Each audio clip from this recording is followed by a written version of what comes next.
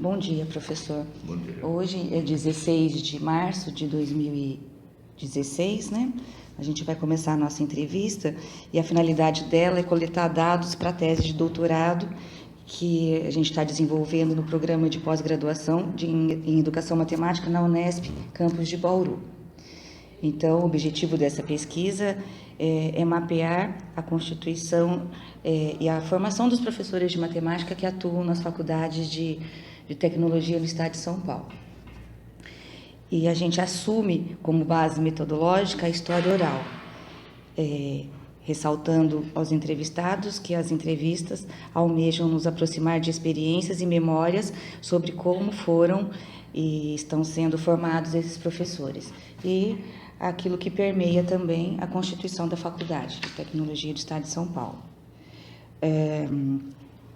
Nós vamos gravar, nós vamos transcrever, depois nós vamos textualizar e depois nós vamos pedir a aprovação. Feito isso, a gente vai pedir uma carta de cessão de direitos dos documentos produzidos.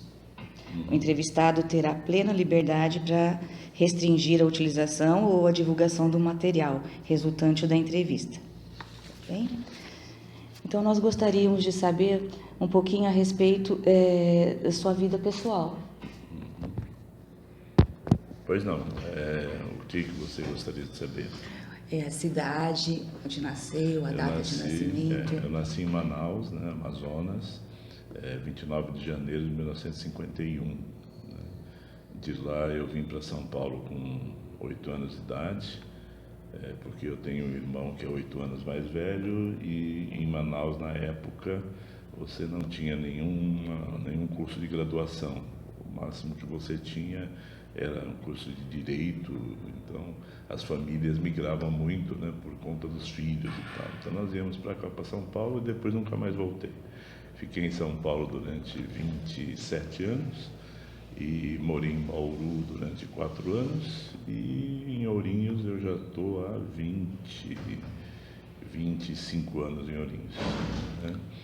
Esse tempo, a minha formação, né, eu prestei vestibular na época, isso em 69 eu prestei vestibular para engenharia eletrônica e para matemática. A princípio eu cursava as 2 faculdades e ainda trabalhava para sustentar, né, as obrigações, os pagamentos. E aí é claro que eu não aguentei, né? Eu tive que abandonar uma das faculdades, aí eu optei por matemática e abandonei a engenharia, que realmente não era... Eu tinha uma outra ideia de engenharia e não a ideia da engenharia teórica. Para mim a engenharia era bem mais prática do que... E aí eu fiquei com a matemática e comecei muito cedo a dar aula em cursinho. Na época estava começando essa febre de cursinhos, então tinha alguns cursinhos iniciando, né? Não existia ainda o objetivo, em São Paulo tinha o Ângulo, que era o mais tradicional, e tinha o Diágoras Cultural, que ficava na Praça da Liberdade, um prédio lá de 8 andares, e para a época, né, eles tinham mais de 1.500 alunos, quer dizer, então já era um curso pesado. E eu comecei a dar aula nesse cursinho com 20 anos de idade. E dali nunca mais parei. Eu dei aula em cursinho até 86. Quer dizer, durante uns 16 anos eu dei aula em cursinho. Mas eu sempre, em paralelo, eu tinha sempre outras atividades. E a minha atividade paralela era trabalhar com informática. E à medida que a informática foi se concretizando na minha vida, foi se tornando mais prioritária e mais importante, teve uma época que eu tive que abandonar o cursinho porque eu não dava mais conta, trabalhava 8, 10 horas por dia com informática. Eu cheguei a ser gerente de um centro de processamento de dados com 38 funcionários e então aí o cursinho eu dava aula assim de fim de semana, sábado, mas mesmo assim me cansava muito, aí eu abandonei. Professor, o senhor falou das duas instituições pela qual o senhor passou, pelos dois cursos, né? Isso. Esses dois cursos, o de engenharia, ocorreu na USP? Não. A engenharia eu fazia na FEI. Na Né, FEI. que na época era... Bom, ainda é da PUC, né? E ela estava começando em São Bernardo. Sim, Na realidade, ela ainda não tinha se mudado totalmente para São Bernardo. Mas, de qualquer forma, eu, como calouro em 69, eu já ia até São Bernardo. Isso era um desgaste, porque era uma viagem de ônibus grande e tal. E a matemática eu fazia na Faculdade Oswaldo Cruz, né? E, aliás, foi interessante porque quando eu terminei a matemática, o diretor na época, que era o professor D'Amato, né, ele me convidou para ser auxiliar de docência na faculdade. Então, a minha carreira na faculdade começou ali. Sim. E aí eu comecei a dar aula na faculdade, junto com o cursinho e junto com informática. Isso com né? 20 anos de idade? Isso, aí eu já tinha me formado. Sim. Quer dizer, então eu já estava com 23 anos de idade. Não, menos, 22. E quando o senhor tinha 20 anos, que começou a atuar no cursinho? No cursinho com 20 anos. Eu estava passei para o segundo ano da faculdade de matemática. E aí eu tinha um concurso, né? Tinha uma vaga para professor lá no Diágoras, e aí tinham lá uns 20 candidatos, a gente teve que dar uma aula, sorteava um ponto lá, dava uma aula, até me lembro até hoje que o meu ponto sorteado foi matrizes determinantes de sistemas lineares, né? E aí eu dei uma aula sobre isso, e aí a banca fez uma série de questionamentos e tal, aí no fim eu fui aprovado. Né? Quer dizer, então, que a faculdade era de duração de 4 anos, 4 anos. E no segundo ano o senhor já começou a atuar como professor em Eu cursinho. sempre gostei muito de matemática. No meu tempo de ensino fundamental, de ensino médio, né, eu sempre era o aluno da classe que ajudava os colegas, eu dava muita aula particular, né, assim, com esse intuito de eu gostava e ainda ganhava um dinheirinho por fora. Né? O pessoal que estava em segunda época, naquela época tinha exame de segunda época, então matemática sempre foi realmente a minha paixão. Tá. Então, pelo que eu entendi, com a chegada da atividade da parte de informática, o trabalho em relação ao professor diminuiu um pouquinho, Sim, mas dúvida. Nunca deixou de existir, né? Não, sempre nunca atuando deixou. como professor sempre. De matemática. Eu sempre atuei e nunca parei de atuar. Eu abandonei o cursinho numa época onde eu tinha mais responsabilidade e tal, mas o abandonar era assim. Eu tinha uma aula, por exemplo, de fim de semana, ou então eu dava um cursinho de férias, ou então eu nunca parei de dar aula, né? Aí, quando eu abandonei a informática, quer dizer, eu também me cansei porque era muito desgastante, muita responsabilidade. Aí eu resolvi prestar um concurso na FATEC, né, para ficar um pouco mais definitivo, né, na FATEC. E aí eu fui aprovado nesse concurso, isso foi em 86. Né? E esse ano caracteriza a chegada do senhor na FATEC ou anterior a isso já trabalhava como concursado? Não, foi a minha chegada, porque, aliás, foi até gozado, porque quem me convidou, quem me disse do concurso, foram 3 professores que eram meus colegas no Diágoras Cultural. Nós tínhamos dado aula junto em 1970, 71 e 72. E esses 3 professores, eles foram fundadores da FATEC São Paulo. Eles estiveram na FATEC São Paulo desde o início. No ano de 69. Desde o início.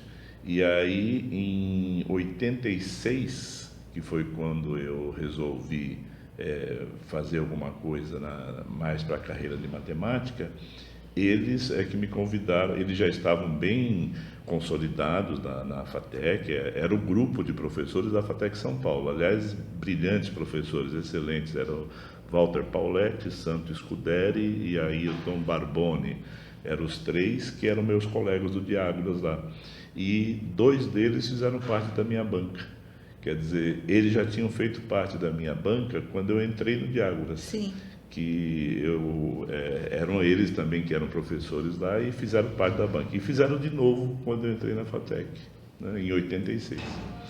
E quanto ao concurso que o senhor prestou, o senhor se lembra das questões, de como esse concurso foi conduzido, do grau de exigência? Então, esse concurso que eu prestei, na realidade, ele foi para a área de informática, né? Não foi para matemática. E foi para a área de informática, por quê? Porque a demanda por informática era muito grande na época e tinham poucos profissionais no mercado. Então, né? não havia necessidade de ser formado em informática, ter um diploma em informática. Não havia. A minha experiência, né, eu já tinha sido até gerente de um centro de processamento de dados, e isso me contou muito ponto, uma pontuação muito alta, pelo fato de eu trabalhar na área já por mais de 15 anos, né? Então, essa experiência foi fundamental. Sim. E eu tinha o diploma de graduação em matemática, que era considerado disciplina afim, né? Então, eu prestei um concurso e me lembro bem que foi um concurso para dar aula de entrada de dados. Sim. E que, na época, a entrada de dados era feita por cartão perfurado e tal. Então, eu ensinava os alunos quais eram as possibilidades de entrar com dados dentro do computador. Então, algumas fitas magnéticas, cartões perfurados e tal. E como essa disciplina ela veio a se extinguir, quer dizer, depois de um certo tempo não tinha mais essa disciplina, eu fui migrando. E numa das migrações que eu fiz, eu fui para matemática. Sim. Né? Isso já foi na FATEC São Paulo. Então, quando eu vim para Ourinhos, eu já vim dando aula de informática e matemática. Eu dava as duas disciplinas. E quando o senhor fala FATEC São Paulo, naquele momento, em 1986, nós tínhamos 8 FATECs. 8 FATECs. Ourinhos foi a 9ª FATEC a ser criada no Centro Paula Souza. Sim. E São Paulo tinha uma FATEC.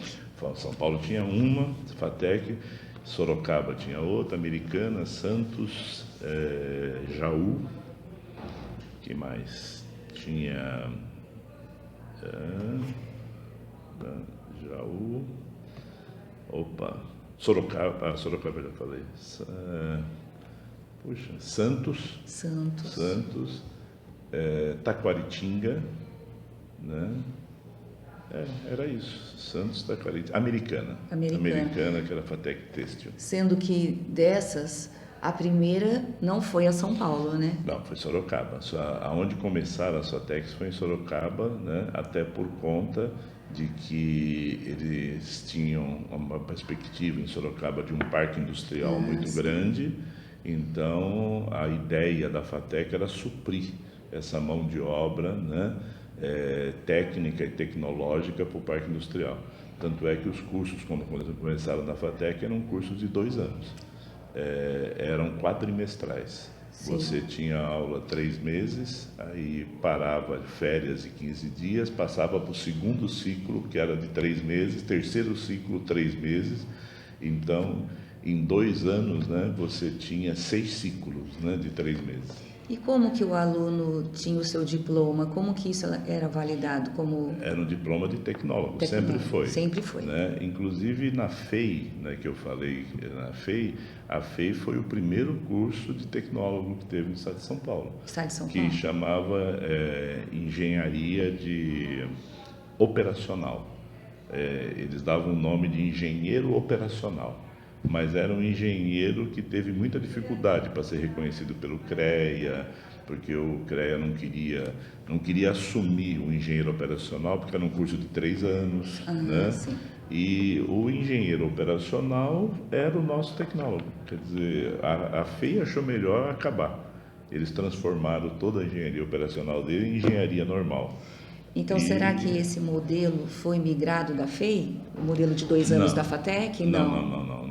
Na realidade, o modelo da FATEC, ele vem das Fachhochschule da Alemanha, porque o Paula Souza, ele era um professor na Fachhochschule alemã, era brasileiro, e ele fez, se não me engano, o mestrado dele, o doutorado na Alemanha, e ele gostou muito desse modelo que já existiam as faculdades de tecnologia da Alemanha.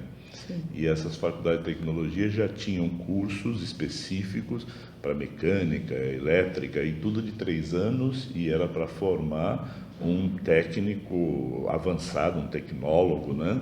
Então, esse foi o modelo que foi copiado por Paula Souza. Agora, foi feito em 2 anos, por quê? Porque na época se pensava em velocidade, em você ter uma mão de obra para o mercado, rápida, né? Só que não podia abrir mão da qualidade. Então, eles optaram por cursos trimestrais. Quer dizer, então, você veja, era um trimestre, 15 dias de férias, outro trimestre, 15 dias de férias, outro trimestre não parava. O aluno ia direto, né? Era extremamente pesado o curso. Eu diria que nesses 2 anos você via até mais do que se vê hoje em 3. E a matemática, como que ela se dava nessa grade? Então, a matemática inicialmente era extremamente pesada, até porque esse grupo que eu falei, né, que era o Santo Oswaldo, o Walter Pauletti e o Ayrton, eles eram extremamente dedicados. A FATEC São Paulo, quando ela começou, já existia uma biblioteca só para os matemáticos. Tinha uma biblioteca geral e esse grupo de matemática tinha uma biblioteca própria, só para poder ter acesso a tudo que tinha de mais atual, tudo que tinha de mais moderno. Até quando eu entrei para dar aula, eu fiquei impressionado com a biblioteca de matemática que existia dentro da FATEC São Paulo. Isso depois foi extinto, né? O curso foi perdendo, né, esse rigor que tinha de matemática e foi se reduzindo até por conta da vinda de alunos com muitos problemas. Na época não era. Na época os alunos vinham bem preparados, eram alunos que tinham feito um bom ensino médio público, que era o melhor, né? Já existia o vestibular para esses alunos? Sim, já existia. Era concorrido? Bastante. A FATEC São Paulo, ela sempre, na década de 70, de 80, ela sempre teve assim, era 40, 50 candidatos, né, por vaga. Era uma concorrência muito... Até hoje, o curso noturno da FATEC São Paulo, ele sempre está dando 20, 25 candidatos por vaga. E esses alunos, então, eles conseguiam acompanhar a grade destinada à matemática? Olha, no primeiro ano, né, de matemática, se via limite, derivada, cálculo integral, né, e se chegava a equações diferenciais. Quer dizer, coisa que hoje nem pensar. Quer dizer, hoje eu diria que o curso de matemática foi reduzido a uns 10% do que já foi o curso de matemática dentro das FATECs. Certo. E quando o senhor chegou em 1985? 86, como foi seu regime de contratação? Foi por tempo indeterminado. Concurso, na época era um concurso público, como é hoje, né? Sim. E você era contratado por tempo indeterminado. É o contrato que eu tenho até hoje. Indeterminado? Indeterminado. Indeterminado, e aí eram fases para esse concurso? Era muito parecido com o de hoje. Quer dizer, você tinha uma fase de análise de documentação e essa análise gerava uma pontuação. Houve algumas mudanças nos critérios de pontuação, o que pontua, o que não pontua e tal, mas era muito parecido. E depois você tinha uma aula que você tinha que dar para uma banca, e essa aula, a banca tinha liberdade de questionar, perguntar o que quisesse e tal, e você tinha que responder, né? E depois terminava, o resultado era dado ali na hora. Então, em relação à matemática, o senhor lecionou cálculo? Eu dei muita coisa. Olha, eu dei cálculo, eu dei matemática discreta, eu tinha uma disciplina chamada Introdução à Lógica, que era dada pela matemática também, eu dei. Tinha PO, Pesquisa Operacional, também dei. PO, inclusive, eu dei uns 3 ou 4 anos. Quando eu fui para Carapicuíba, eu também dei Pesquisa Operacional, PO. Que mais? E depois começaram a ter algumas variações, né? De matemática básica, hoje matemática discreta, e aí eu fiquei nessa área. Hoje eu estou com matemática discreta.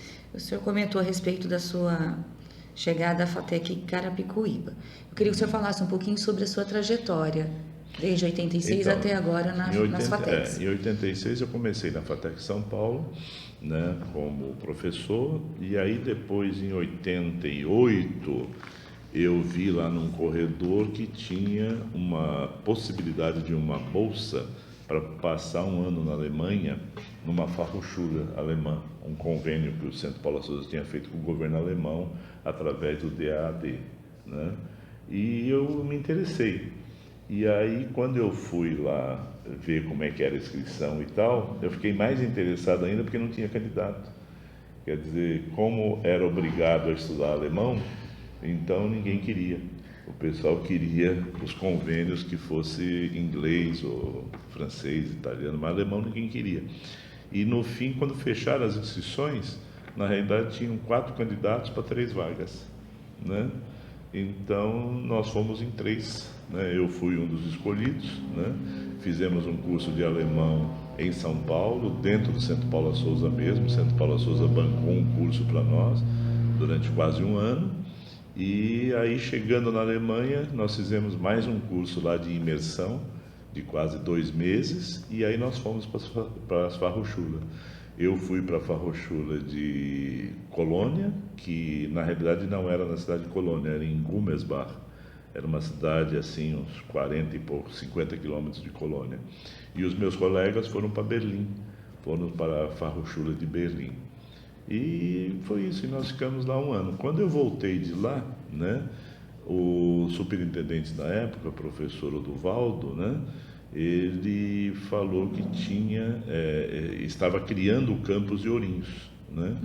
Então estava criando o campus de Ourinhos e ninguém estava querendo vir para cá como diretor, né? Porque era uma cidade 400 quilômetros de São Paulo, né? A FATEC mais próxima que tinha de Ourinhos, né, era Jaú, que estava iniciando, que era uma FATEC recém-criada, e o pessoal achava muito distante, muito... Aliás, teve até muita pressão para que não abrisse Ourinhos, porque, né, era uma loucura, era melhor fazer uma segunda FATEC em São Paulo, então tinha uma pressãozinha. A pressão era tão grande que eles não conseguiram a aprovação da FATEC Ourinhos como FATEC. Na realidade, quando ela começou como sendo uma extensão de campus da FATEC São Paulo, né? Porque aí foi fácil de aprovar. A aprovação foi feita a nível de congregação na própria FATEC São Paulo. Mas se aprovou uma extensão de campus. Então, ninguém queria vir para cá como coordenador da extensão de campus, que também não era um diretor, era um coordenador de extensão de campus. Então, você mudar com família, mudar com todo mundo, para uma aventura, né, de ser um coordenador de extensão de campus, numa cidade que na época tinha 40, 50 mil habitantes, e ninguém via grandes possibilidades, né? Quer dizer, estou dizendo isso meus colegas, né? E eu tinha acabado de voltar da Alemanha e estava com aquela vontade de querer pôr em prática uma série de coisas que eu tinha visto lá, né? Aí eu me candidatei, quer dizer, foi oferecido antes de mim por umas 3 ou 4 pessoas, professores mais antigos e tal, e ninguém quis. E aí eu me candidatei, o professor Oduvaldo marcou um dia, eu vim com ele para cá, me apresentou para o prefeito e começou. E isso foi em 91. 91. Eu mudei para cá em 91, em agosto, por aí, e fiquei, eu e minha esposa e meu filho. Eu já tinha um filho com 8 anos de idade, né, 84 para 7 anos. Ficamos num hotel, morando no hotel, né, porque ainda não tinha muita certeza que nós íamos ficar e tal. Então, inicialmente, nós fomos para um hotel e ficamos morando no hotel aquele semestre inteiro. Aí, quando terminou o ano, o prédio aqui já estava bem avançado, já tinha 70% construído, e aí deu para ver que ia acontecer mesmo, nós íamos ficar. Aí nós alugamos uma casa, né? Em 92 eu mudei para essa casa alugada e nos estabelecemos. E as aulas da FATEC Ourinhos começaram no ano? Elas começaram em 92. Não começaram aqui na FATEC porque o prédio não ficou pronto. E então nós tivemos que começar as aulas, porque o vestibular já tinha sido feito, eu me lembro que foram 880 candidatos para 40 vagas. Né? Então você vê que a quantidade é extremamente concorrido, né? Mas o curso começou, aliás, desculpa, para 80 vagas, tinha 40 vagas de manhã e 40 vagas à noite. E eram 10 para 1, 10 candidatos por vaga. Então nós tivemos que começar a FATEC lá na cidade, numa escola pública, né? Uma escola que era da prefeitura. Eles cederam algumas salas para nós, mas como os alunos já tinham informática desde o primeiro ano, né? Desde a entrada, então nós tivemos que montar um laboratório lá. Me lembro que foi difícil, porque esse laboratório nós tivemos que construir os computadores. Aí foi bom a minha vocação para eletrônica, porque eu me lembro bem aí do professor Ismael, a gente montava computadores. Então a gente ia lá em São Paulo, na Santa Ifigênia, comprava placas de computadores, que na maioria das vezes eram placas não nacionais, né, porque era proibido importar computadores, né? Então a gente comprava os chips, a gente montava as placas, montava o computador, né? Porque só tinha computador nacional e não atendia, eram computadores muito ruins o que tinha, porque tinha uma restrição de mercado, né, a não poder comprar. Aliás, quem acabou com essa restrição foi o Collor. Alguma coisa ele fez, né? Bem feita. Ele acabou com essa restrição e permitiu que o Brasil começasse a ter outros fabricantes de computadores. E aí o Brasil deu um salto, realmente. Isso foi muito importante. E aí nós começamos o curso aqui, e em março, meados de abril, nós mudamos para esse prédio que já é hoje, esse prédio aqui do lado, que foi o primeiro. E daí para frente eu fiquei como coordenador do curso até 1997. Coordenador e diretor? Não, diretor, eu era coordenador da extensão de campus da FATEC era, São então, Paulo. São Paulo. A direção era São Paulo. Tá. E eu fiquei com essa coordenação até 97. Em 97 é que houve um decreto do governador na época, Mário Covas, e esse decreto, ele transformava a extensão de campus numa FATEC individual. Sim. Uma FATEC nova, né? Então, em 97 é que nós conseguimos a nossa emancipação da FATEC São Paulo. E foi aí que eu me tornei diretor da FATEC. Foi só em 97. Até 97 eu fui coordenador do campus. E aí eu fiquei por 2 mandatos. E aí eu fui em seguida para Carapicuíba. Como diretor? Como diretor também, porque Carapicuíba não tinha FATEC e eu fui para lá implantar a FATEC Carapicuíba. Então eu também, assim como eu fiz aqui, eu também implantei a FATEC Carapicuíba, né? Eu fui, vamos dizer, o criador da FATEC Carapicuíba. E lá o senhor permaneceu por quanto tempo? 3 anos e meio, 3 anos, quase 4 anos. Aí retorna para Ourinhos. Aí eu retornei para Ourinhos como professor. Como professor. Isso, como professor. E aí, na época, logo no ano seguinte, eu fui convidado pelo prefeito para assumir a Secretaria de Educação de Ourinhos. Então, eu me afastei das aulas, né? E aí eu passei 3 anos na Secretaria de Educação. Aí retornei depois desses 3 anos e estou até hoje. E desde a implantação da FATEC, ela era vinculada à Unesp? Sempre foi, né? Na realidade, a Unesp foi criada depois da FATEC, né? Então, a FATEC Sorocaba e a FATEC São Paulo já existiam antes da Unesp ser criada. Então, quando a Unesp foi criada, que se não me engano foi em 76, se não me falha a memória, em 76, para criar a Unesp, tinham 2 escolas meio perdidas por aí, que eram as 2 FATECs, a FATEC São Paulo e Sorocaba. Então, já que nós estamos criando uma universidade estadual, né, e essa universidade, a proposta era expandir em todo o estado, né, como foi feito? Quer dizer, hoje a Unesp tem em praticamente todo o estado de São Paulo. Então, por que deixar essas 2 faculdades perdidas aí no meio? Então, vamos vinculá-las à Unesp. Então, essa autarquia, né, que era o Centro Paula Souza, ficou uma autarquia vinculada à Unesp quando a Unesp foi criada. Então, essa ligação, né, esse vínculo, ele persiste até hoje. Né? Quer dizer, até hoje não foi...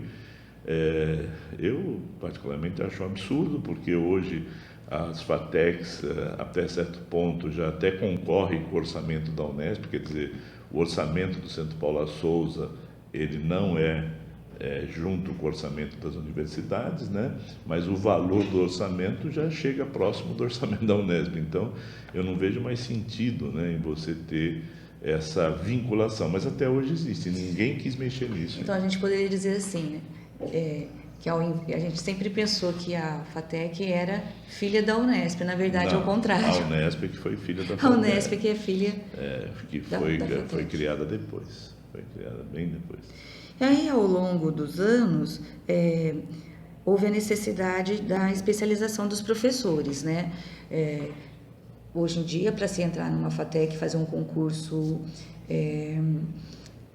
tem um mestrado, aí o mínimo de exigência que seria um mestrado.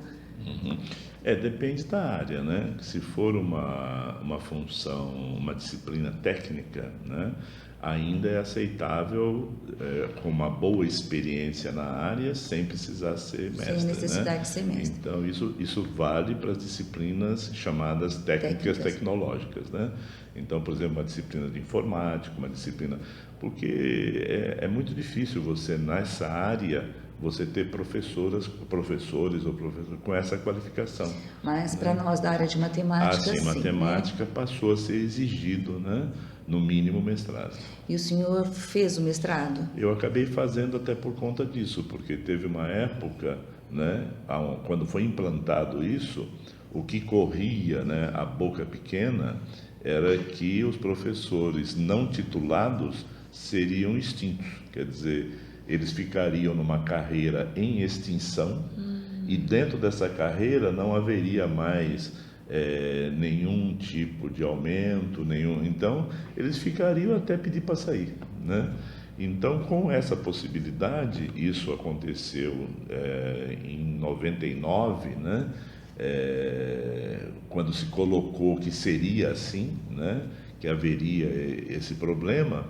Então, eu achei melhor correr atrás do prejuízo e fazer um mestrado, coisa que eu nunca tinha me interessado, né? E acabei fazendo e terminei o meu mestrado em 2003. E né? Qual foi a instituição? Aí eu fiz na USP, até por conta do que? O Centro Paula Souza fez um convênio com a USP de fazer um mestrado voltado para os professores, um grupo de professores do Centro Paula Souza.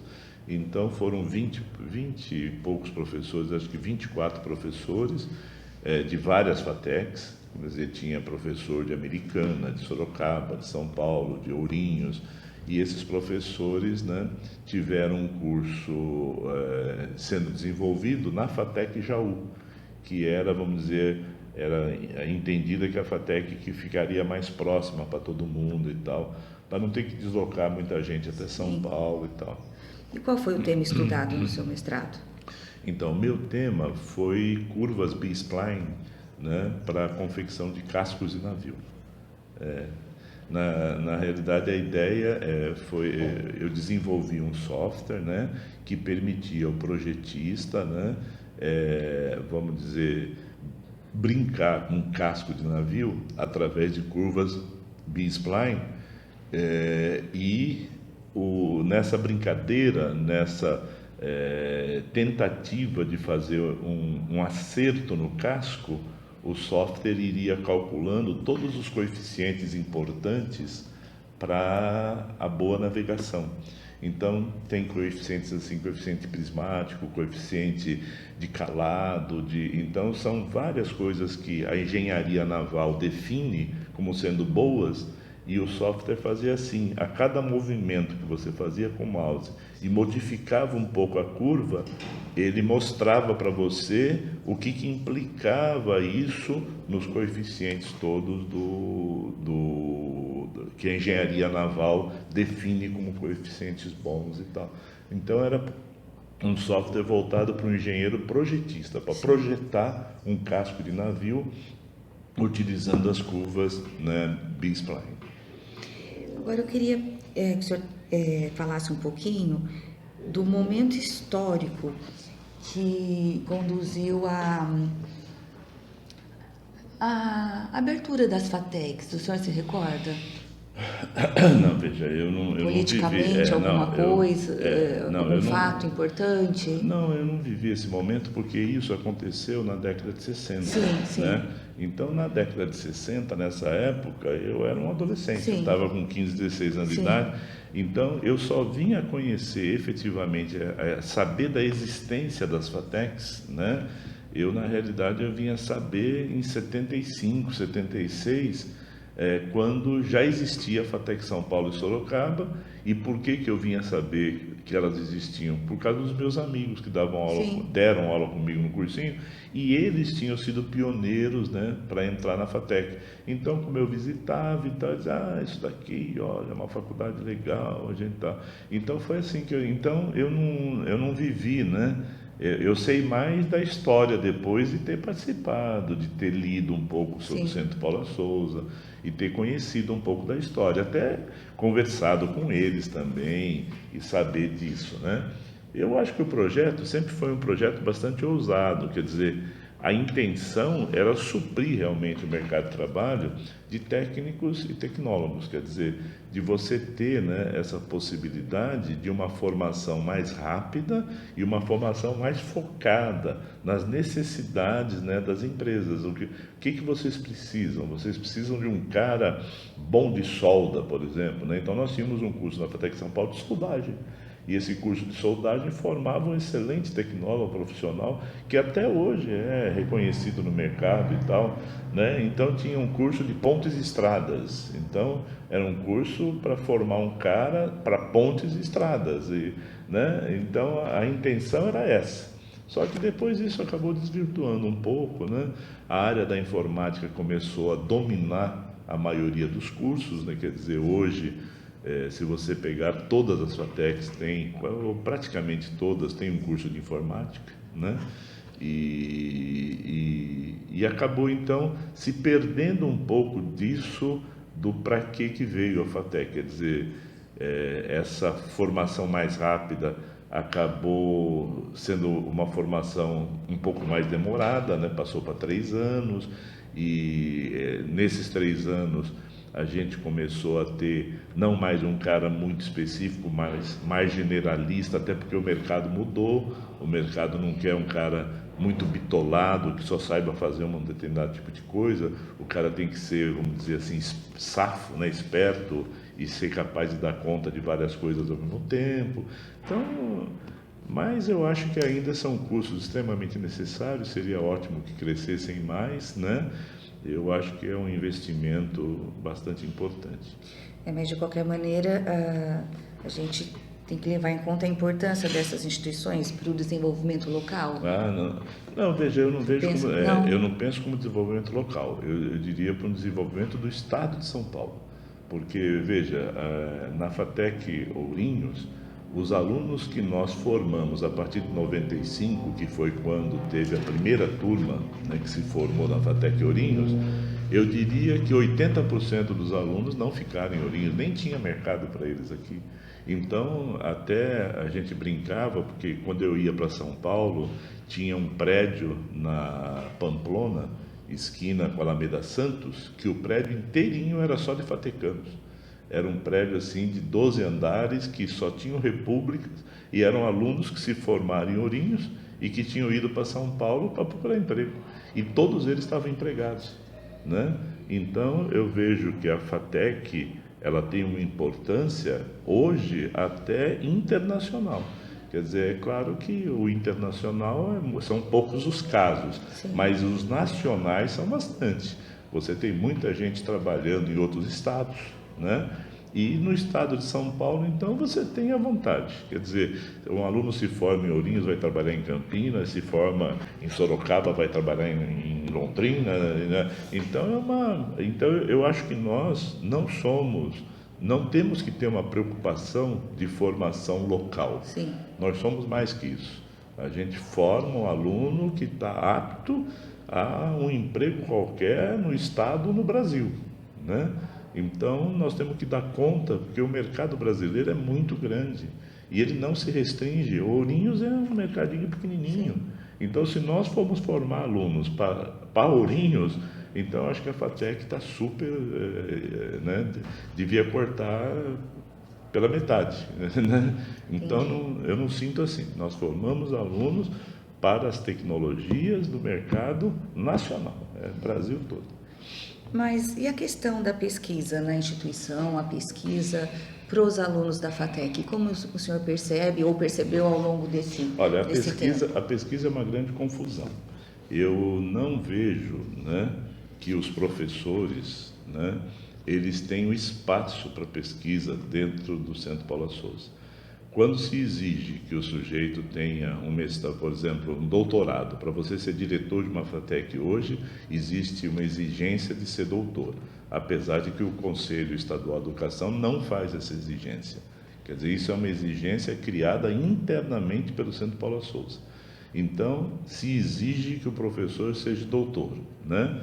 E você não dá um ambiente para ele desenvolver uma pesquisa, você não dá espaço, laboratório, né, horas, né? Então, que pesquisa é essa? Quer dizer, então, eu particularmente acho que ou a gente começa a ter professores mais voltados para essas tecnologias e a pesquisa naturalmente ela vai acontecer e sem haver necessidade do academicismo, né? Porque eu acho que esse academicismo não condiz com os professores das FATECs, né? Ou seja, a gente não pode imaginar um professor dentro da FATEC fazendo pesquisa como um professor da Unesp, da USP, da Unicamp. Não tem espaço para isso. Você vê que um professor, por exemplo, da USP, ele tem obrigação de dar 8 horas de aula por semana e ele tem 32 horas para fazer pesquisa. Sim. Entende? Agora, 32 horas não é assim horas que você vai para casa e vai pesquisar, não. Você precisa do quê? É um laboratório, você vai pesquisar o quê? Qual é o teu grupo? E nada disso nós temos aqui. Existiam algumas tentativas de regime de jornada integral, RJI, mas sempre foi deturpado, sempre foi dar-se um jeito, feito de alguma forma. Então, eu não sei, eu ainda tenho muitas dúvidas se nós estamos na direção certa, com algumas exigências que existem e que a gente acaba não tendo, né, o resultado dessa exigência, né? E eu vejo assim a pesquisa dentro do Centro Paula Souza. Sim. Então isso significa que essa cultura de pesquisa não é transmitida para os nossos alunos também. Não é. Veja, eu sinto assim alguns colegas que dão muito de si, Sim, né? Para querer transmitir alguma coisa, para querer formar alguns grupos e tal, mas é muito pontual e é uma coisa da pessoa, não é uma coisa institucional, sim, né? Então, infelizmente é assim que eu sinto. Quer dizer, eu não sei se poderia ser de outra forma, mas a gente teria que optar, né? Você quer fazer pesquisa? Custa caro, não é barato fazer pesquisa, entende? O Centro Paula Souza tem isso para investir, se não tem, não faz, meu Deus do céu, ou então faz de um outro jeito, faz de uma outra forma, vamos ser, né? Vamos esquecer um pouquinho a academia, vamos deixar um pouquinho o USP, o Unesp, o Unicamp de lado e vamos fazer do nosso jeito, né? Com certeza. Eu gostaria que o senhor falasse um pouquinho da sua relação com a matemática ao longo desses anos, as dificuldades encontradas para selecionar a matemática, a valorização, a relação dela com as outras matérias técnicas. Como que o senhor percebeu isso ao longo? Olha, a importância dela nos cursos de tecnologia? Eu sempre fui de opinião que um aluno, né, uma criança, ela teria que ser preparada para duas coisas.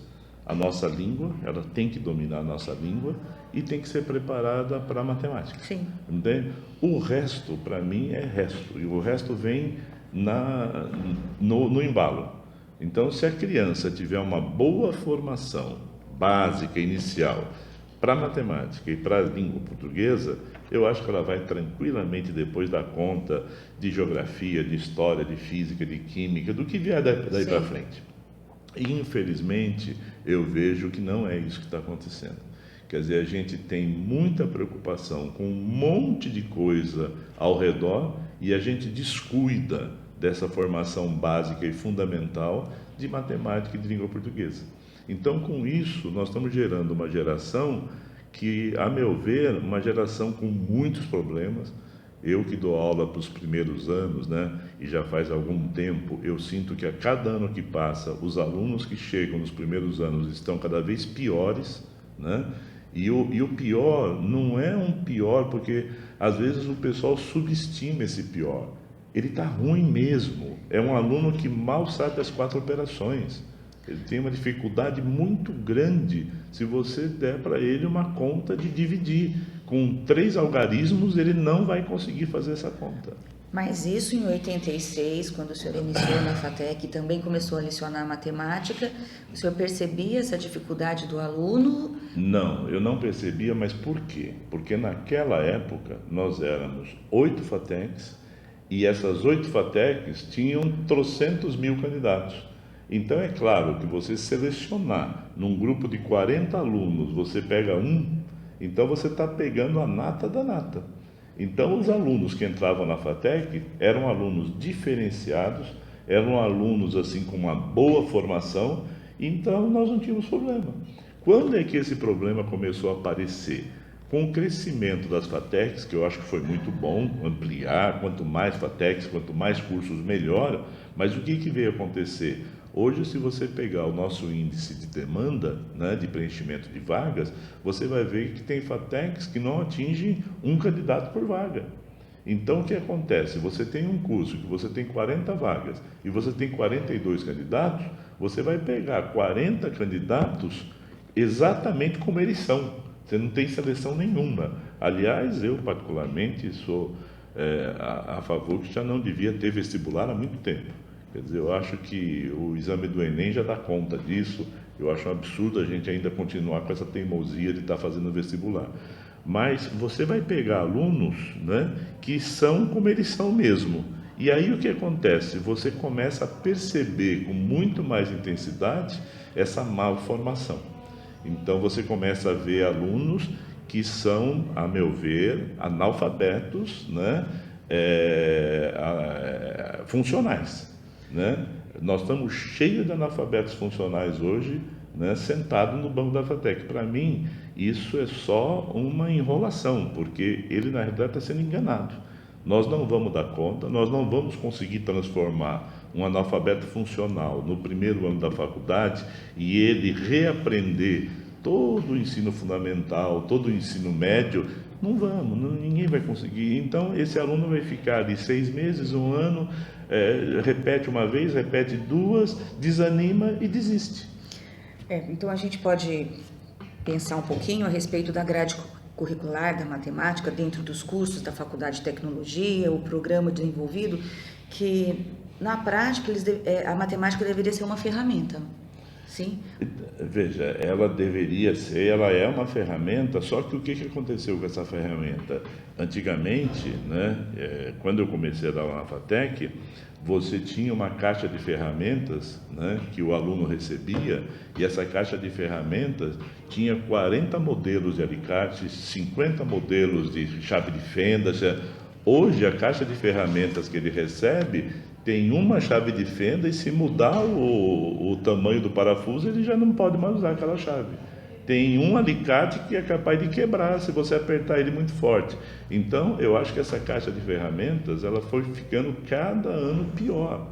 E não é por culpa do professor, não. É por culpa de que nós não temos conseguido trazer alunos com um mínimo de formação para acompanhar um curso onde ele pudesse receber uma caixa de ferramenta adequada. né? Então, hoje nós estamos quebrando esse galho, nós estamos dando um jeito de colocar um pouquinho, mínimo de ferramenta. E o que a gente vê são os nossos colegas depois, nas disciplinas de segundo e terceiro ano, reclamando que, olha, como é que eu posso dar estatística para esse aluno se ele não sabe somar duas frações, né? E aí fica aquela coisa, né? E quem é que tem que ensinar ele a somar duas frações? Isso é uma coisa que tinha que ter trazido do ensino fundamental. Foi feita uma revisão? Foi, é sempre feita uma revisão e tal, mas uma revisão só adianta? Não resolve o problema.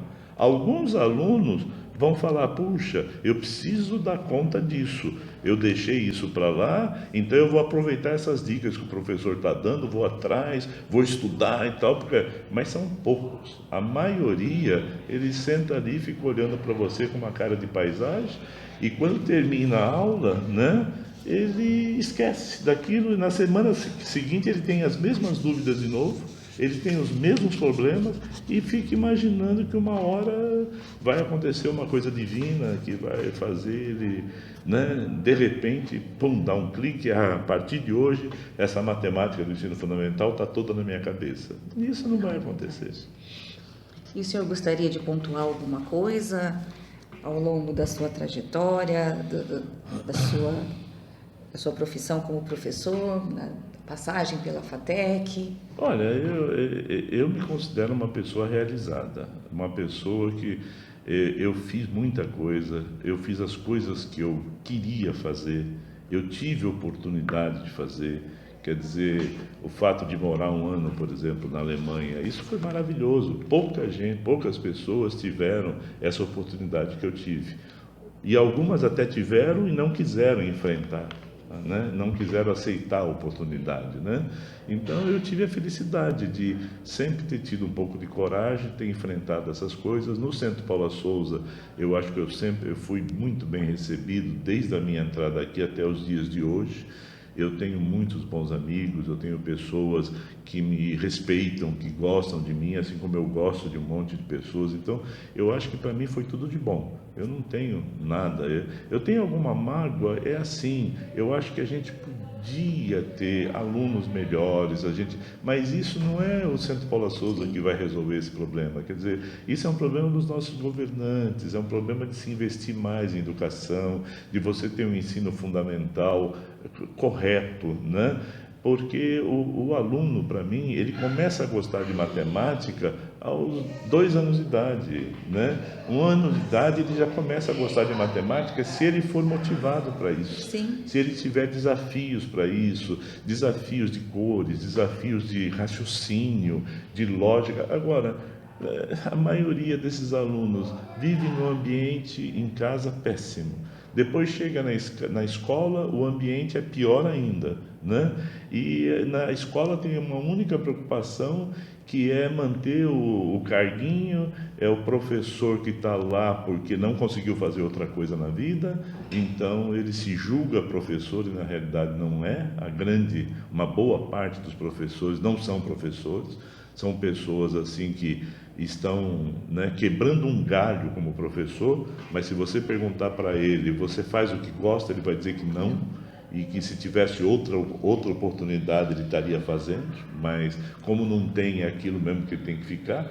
Então esses nossos alunos não tem como fazer milagre, mas isso não reflete ali na hora, mas reflete 10 anos, 15 anos depois, e reflete justamente na hora que ele entra na nossa sala. Ele imagina que ele tem condições de cursar uma faculdade e aí ele descobre que ele não tem. Então é uma decepção muito grande, mas é uma decepção 15 anos depois. Quer dizer, quem que vai dar conta disso? Quer dizer, né?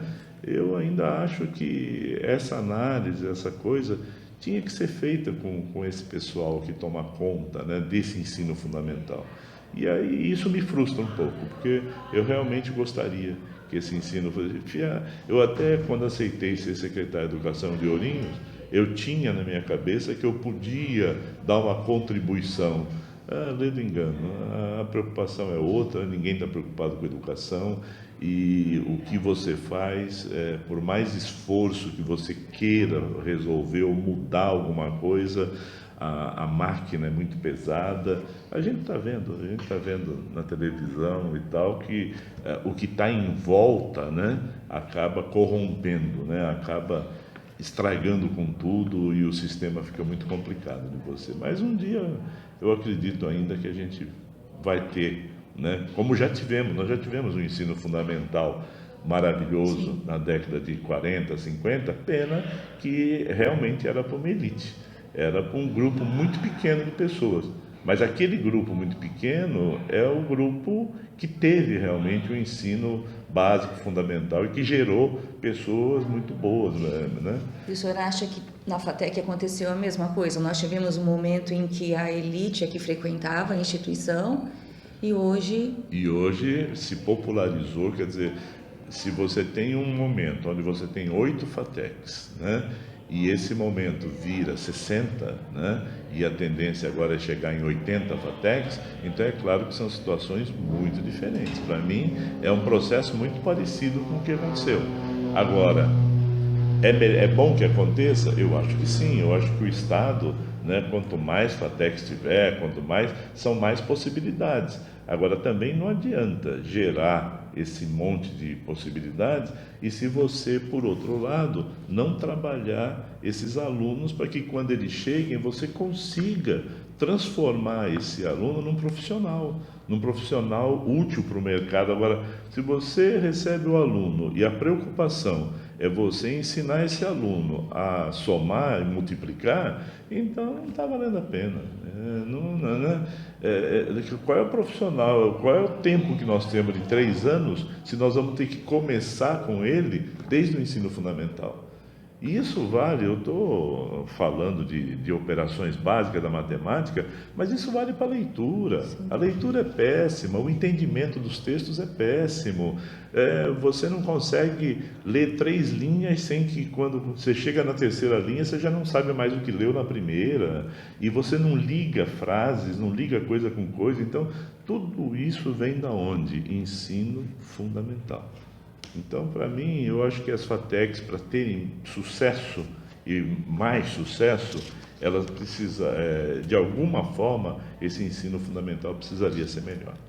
Certo. A FATEC não vai fazer milagre. Exatamente.